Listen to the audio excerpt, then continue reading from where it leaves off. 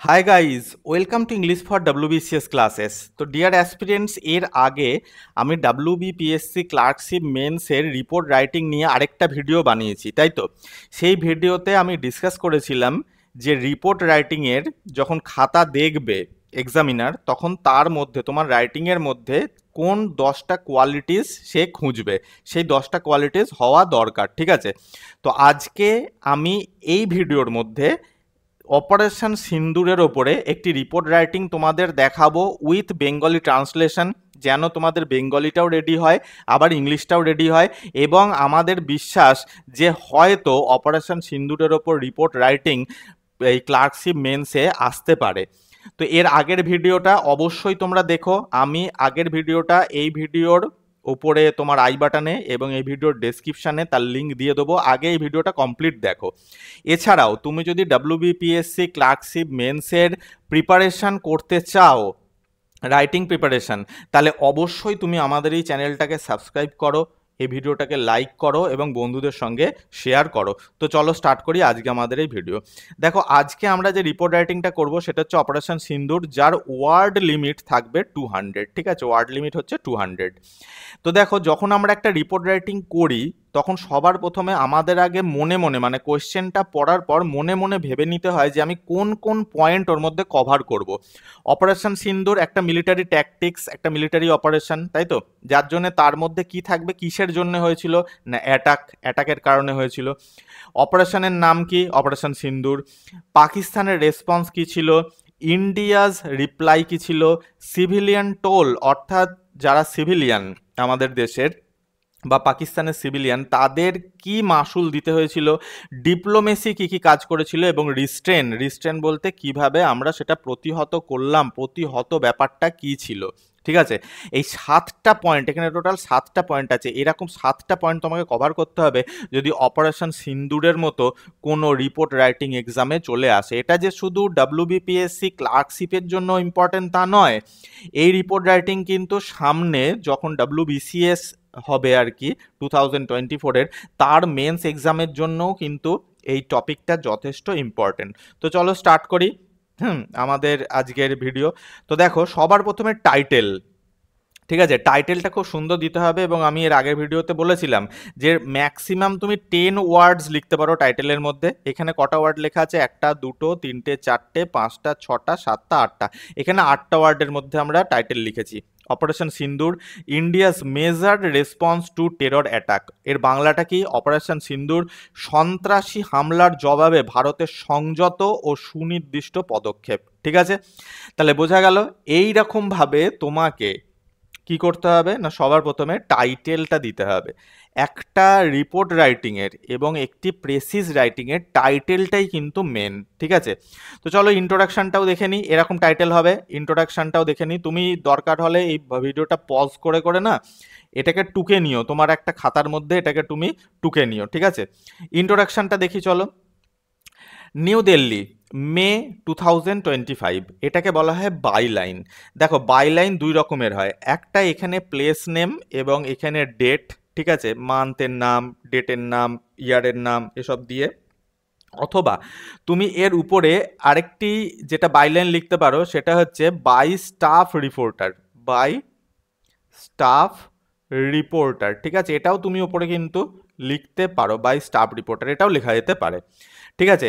আবার এই দুটোই তুমি লিখতে পারো, এটাও লিখতে পারো এটাও লিখতে পারো। তো চলো, India executed operation Sindoor on the night of 7 to 8 May 2025 in response to the terrorist attack at Pahalgam on 22nd April, in which 26 innocent tourists were killed by the Resistance Front TRF, a Pakistan-based offshoot of Lashkar-e-Toiba। তাহলে এটার বাংলা কি? এটার বাংলা তো প্রথমে রয়েছে আমাদের বাইলাইনটা। 2025 সালের 7 থেকে 8ই মে রাতের অভিযানে ভারত সফলভাবে পরিচালনা করে অপারেশন সিন্দুর। এই অভিযানটি চালানো হয় 22শে এপ্রিল পাহালগামে সংগঠিত জঘন্য সন্ত্রাসবাদী হামলার প্রতিক্রিয়ায়। ওই হামলায় পাকিস্তান ভিত্তিক সন্ত্রাসী সংগঠন দ্য রেজিস্ট্যান্স ফ্রন্ট TRF যা লস্কর-ই তৈবার একটি শাখা নির্মমভাবে ২৬ জন নিরীহ পর্যটককে হত্যা করে। তাহলে উপরের এটা হচ্ছে ইংলিশ ভার্সন এবং তার নিচে আমি বেঙ্গলি ট্রান্সলেশন করেও কিন্তু তোমাদের দেখিয়ে দিচ্ছি যে একটা রিপোর্ট রাইটিং কিভাবে করা যায় এবং বেঙ্গলিতেও কিভাবে তোমাদের কাজে লাগে। ঠিক আছে, তাহলে এটা আমরা দেখলাম একদম ইন্ট্রোডাকশন। এবার আমরা বডিটা দেখি, চলো। বডির মধ্যে কি লেখা আছে?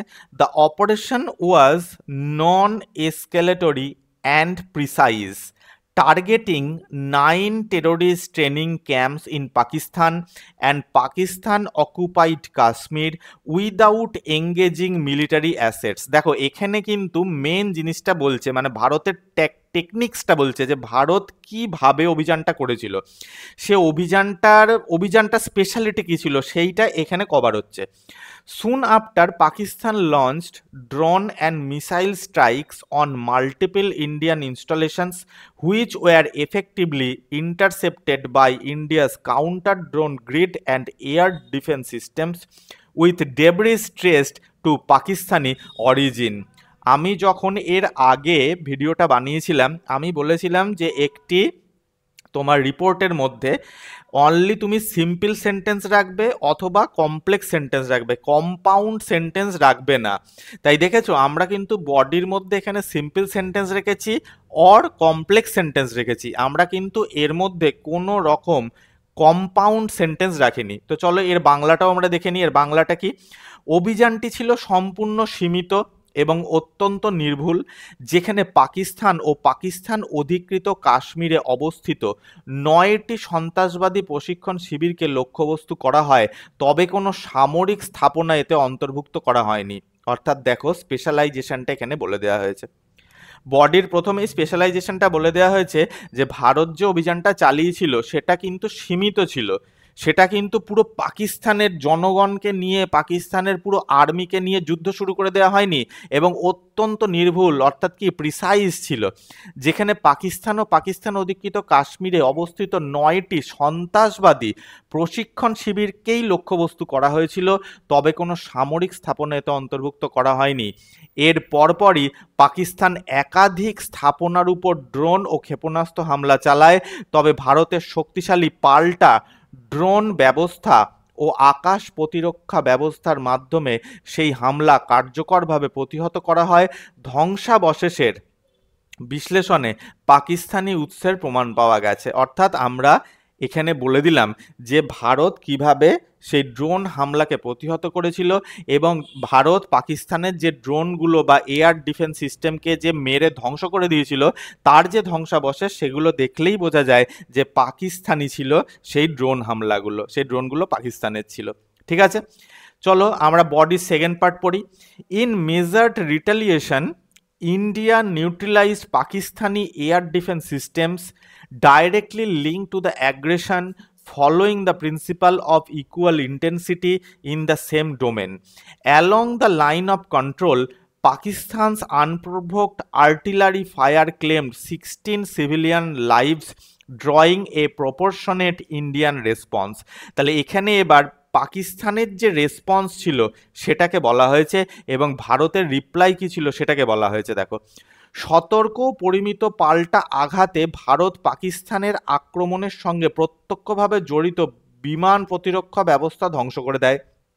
ভারতের রিপ্লাই, একই মাত্রা ও একই ক্ষেত্রের জবাবে, অর্থাৎ কি ভারত যে পাকিস্তানের আক্রমণকে প্রতিহত করছে, বিমান প্রতিরক্ষা ব্যবস্থাকে যে ধ্বংস করছে তার জবাবে নীতির অনুসরণে অন্যদিকে নিয়ন্ত্রণ রেখা বরাবর পাকিস্তানের অকারণ গোলাবর্ষণে 16 জন নিরীহ বেসামরিক নাগরিক প্রাণ হারায়, যার প্রেক্ষিতে ভারতও সমানুপাতিক জবাবি পদক্ষেপ গ্রহণ করে। অর্থাৎ পাকিস্তান কি করেছিল না, যখন দেখছে যে ভারত খুব ভালোভাবে প্রতিহত করছে আমাদের এয়ার ডিফেন্স সিস্টেমকে, তখন সে কোনো কারণ আর দেখতে না পেয়ে, আর কোনো রাস্তা দেখতে না পেয়ে বর্ডারে অর্থাৎ লাইন অফ কন্ট্রোলে দুমদাম অকারণ আর্টিলারি ফায়ারিং, যাকে অকারণ গোলাবর্ষণ বলা হয়, গোলাবর্ষণ আরম্ভ করে দিল, যেখানে 16 জন নিরীহ ভারতীয় তোমার জনগণ আর কি নিহত হয়। ঠিক আছে, কিন্তু ভারতও ছেড়ে কথা বলেনি, ভারতও কিন্তু জবাবি পদক্ষেপ গ্রহণ করেছিল। তাহলে আমরা এটুকু দেখতে পেলাম।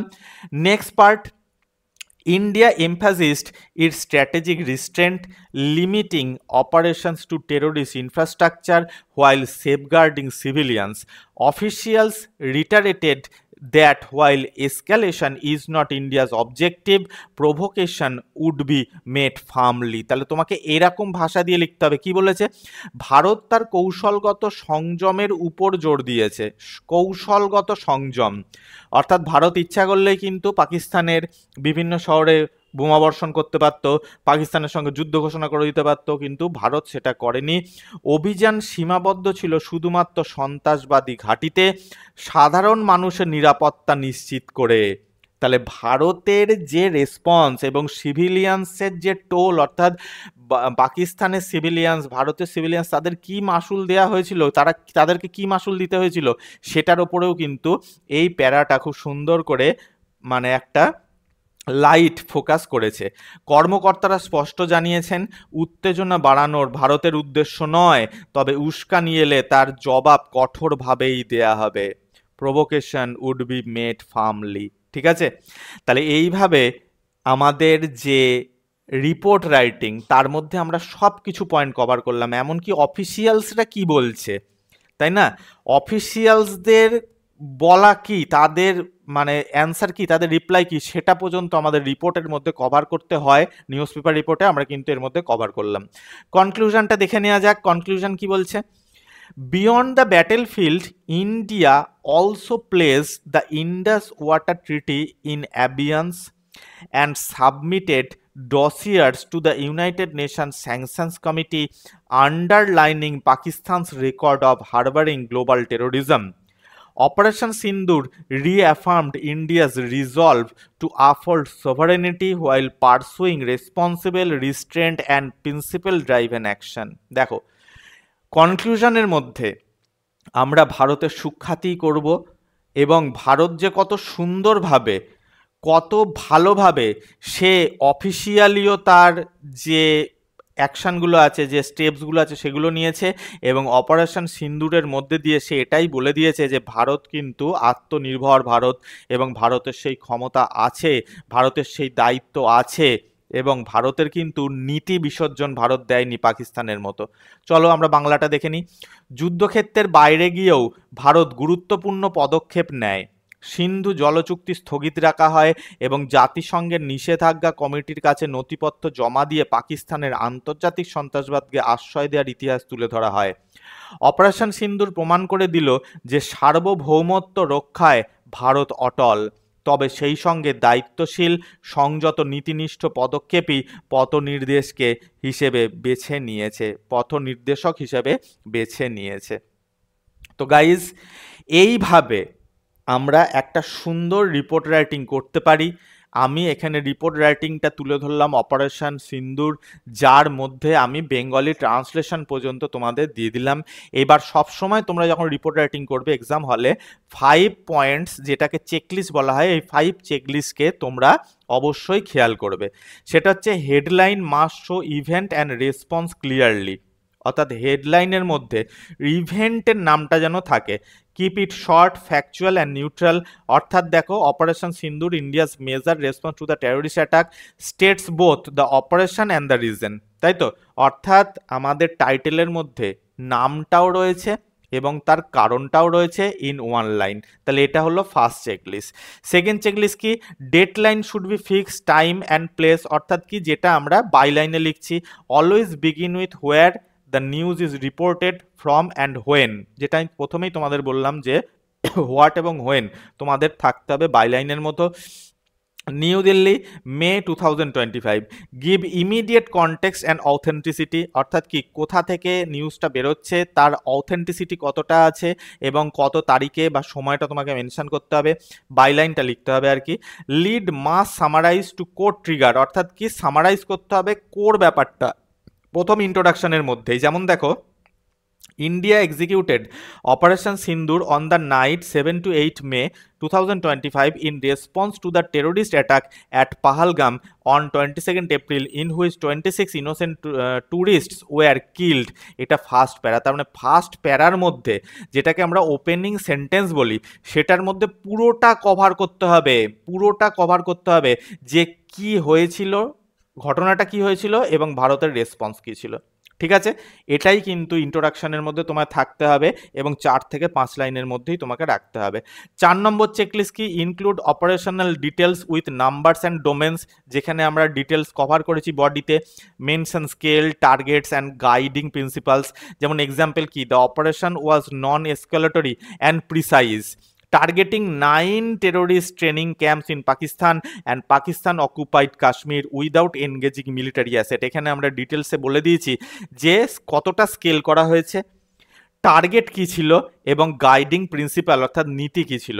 আর 5 নম্বর চেকলিস্ট কি, conclude with significance and postures, end by showing restraint and broader diplomatic step.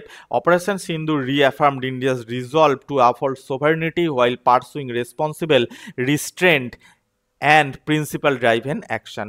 অর্থাৎ যেখানে আমরা ভারত কিভাবে এগুলোকে হ্যান্ডেল করবে, রিস্ট্রেন্টসে কিভাবে করবে এবং ব্রডার ডিপ্লোম্যাটিক স্টেপস ইন্ডিয়া কী কী নিতে পারে সেগুলো আমরা কভার করেছি। তাহলে গাইস এই ছিল আজকে আমাদের ভিডিও। তোমরা অবশ্যই প্রত্যেকে কমেন্টে জানিও কেমন লাগলো, এই ধরনের ভিডিও আর তোমরা চাও কি না, তাহলে আমি অবশ্যই বানাবো। থ্যাংকস ফর ওয়াচিং, দেখা হচ্ছে নেক্সট ভিডিওতে নতুন টপিকের সাথে।